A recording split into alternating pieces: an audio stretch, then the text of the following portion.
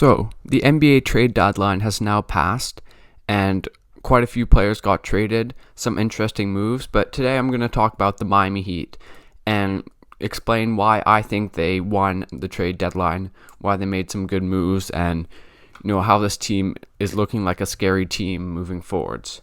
So the first thing to talk about with the Heat at the trade deadline would be acquiring Victor Oladipo. He's the player with the highest ceiling that they acquired, someone who has been an all-star before but has struggled with injuries. And I think what's most impressive about this deal is they basically got him for very, very little. They gave up Kelly Olynyk, who's been decent for them this season, but they replaced him, and I'll talk about that later. Avery Bradley, who's played 10 games for them, and a 2022 pick swap, which the Heat are going to be better than the Rockets in 2022, I think. So that's not really giving up much.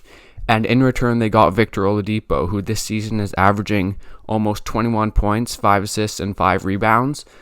Someone who, at his peak, was a very good two-way player, a good offensive player with his ability to shoot the three and get to the rim.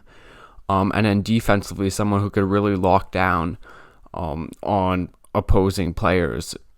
He's obviously had a few injuries and isn't the same player, but he can definitely provide for them a scoring boost, some experience, and help them out in a playoff run, whether it be giving them extra offense or guarding a perimeter player on the other side. He also gives them a lot of lineup flexibility.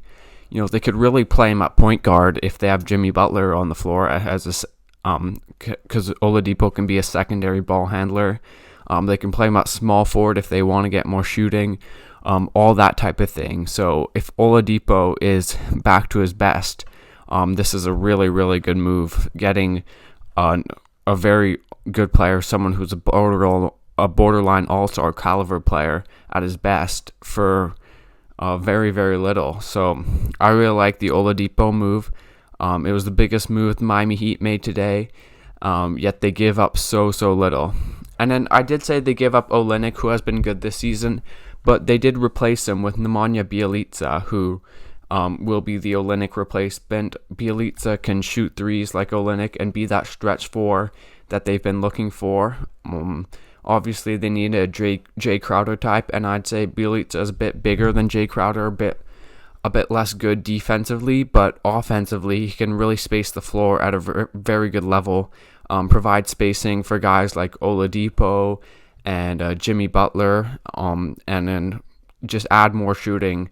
Another guy to worry about shooting from the three-point line. The Heat obviously already have shooters like Tyler Hero and Duncan Robinson, so it's going to be very exciting offensively with him, and then with Oladipo, who can run some stuff. If we think of some sets, Oladipo is a capable passer, so he can be hitting guys like Tyler Hero and Duncan Robinson off screens. I'm sure they could run an Oladipo Bam pick and roll handoff play, that type of thing. That two-man game could be very dangerous for opposing teams to deal with. So all that is a very exciting prospect for the Heat offensively. Having Bjelica and adding Bjelica and Oladipo to what's an already pretty good offensive team, considering the players they have like Goran Dragic, who is a great offensive player, someone who can run pick and roll, who can hit clutch shots, hit threes, do all that sort of thing. And I don't think, there's no redundancies. I feel like all these players could fit well together. All these players are good off ball, especially Hero and Robinson. So it can be Jimmy handling the ball, and Oladipo can play off of that if he's willing to be more of a secondary player, which I think he will be. He also wants to be in Miami, which is always a good thing. And I think Woj said they're working on an extension, so it looks like he's going to be there for a couple of years at least, because he's obviously on an expiring contract right now, but they're going to re-sign him probably. And then if they don't, they could sign someone else this offseason with cap room. And then one more thing, they're probably getting LaMarcus Aldridge, who agreed to a buyout with the Spurs. It's not like official yet, but Woj said they're the front runners, and I'm pretty confident saying that he's going to join the Heat. And he's someone who can provide some scoring also, sort of also fill in what Kelly Olynyk and Myers Leonard gave them.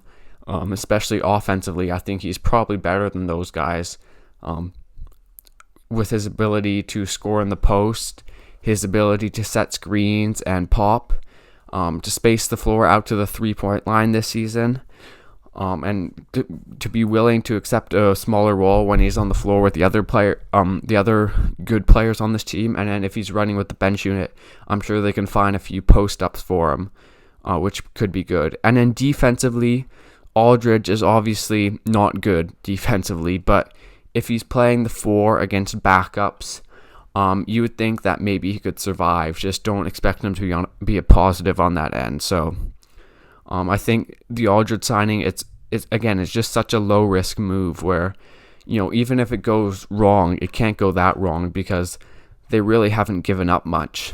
So I also like that addition just as a low risk signing for someone who can score off the bench for them. And then another big thing is they kept all their young guys. Like I said, they gave up very little. They kept Tyler Hero. They kept Duncan Robinson. They kept Kendrick Nunn, and they kept Precious Achiuwa.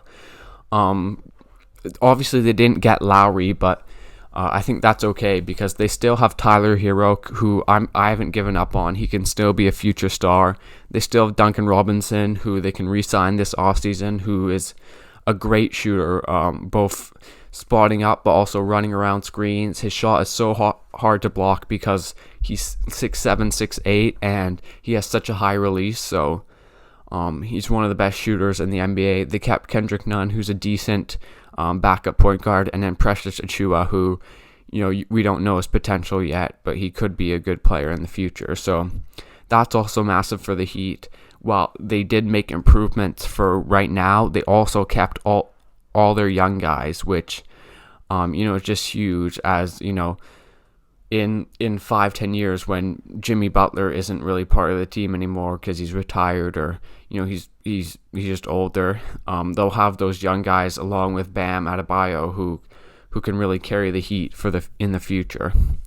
If we look at their depth chart sorta, at guards, they have Dragic and Nunn at the point guard. They have Hero, Robinson, and Oladipo at the two guard, and you could play all 3 of those guys together. You could play 2 of them together for sure. A lot of versatility. At the wing position, they have Jimmy Butler, Andre Iguodala, and Trevor Ariza. Butler is obviously always going to be on the floor when it matters. And then Ariza and Iguodala, if they need more defense, are both bigger guys who can handle 3s and 4s and play good defense. And then the offense is a bit shaky with those guys, but their value is on defense. And then at the big position, they have Bam, who is obviously also one of the Heat's most important players, and he'll be out there when it matters. But they also have LaMarcus Aldridge and Bjelica, who can space the floor and do all that. And then they also have Precious Achiuwa, who, again, a solid young player. So that's very exciting for the Miami Heat. Just the amount of versatility they have. If we think of some playoff matchups, obviously I think they would favor themselves against almost every team because of their versatility and the fact that they've already been to the finals before. They're a very good team. If they're playing in the first round, I would bet that they'd be the 4 seed, though. So they'd be playing one of the lesser Eastern Conference teams. So a team like the Hawks or the Celtics, maybe the Bulls with Vucevic.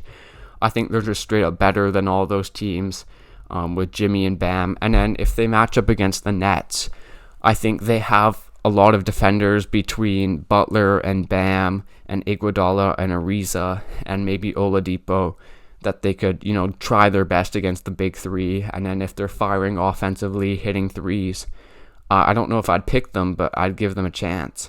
Against the Bucks, they have so many long defenders who can really guard and build the wall against Giannis. And then they have smart players who can close out to shooters. And they've already beaten the Bucks. Obviously, I think the Bucks are a lot better this year, but I think this team has a lot of confidence, and when they're rotating and playing well defensively and then doing their stuff offensively with the Bam handoffs and the shooters coming off screens and the Dragic pick and roll and just Butler doing his thing and creating in isolation, they're very hard to stop. And against the Sixers, no one's going to stop Embiid, but they have players like Bam and Butler, Bam on Embiid and then Butler on Simmons, and then just the shooting and all that. I think they have a good matchup against almost every team just because of their versatility and their ability to play in different ways. So just to wrap it up, I really like the moves the Heat made today. They can definitely make a playoff push because I think they got better acquiring Oladipo, Bielitsa, and LaMarcus Aldridge. And it's also super low risk because they still have all their young guys. So even if it doesn't work out, they'll be ready to go again next year. So I really like what the Heat did. That's the end of this video, guys. Thanks for watching. Like and subscribe, and I'll see you guys next time.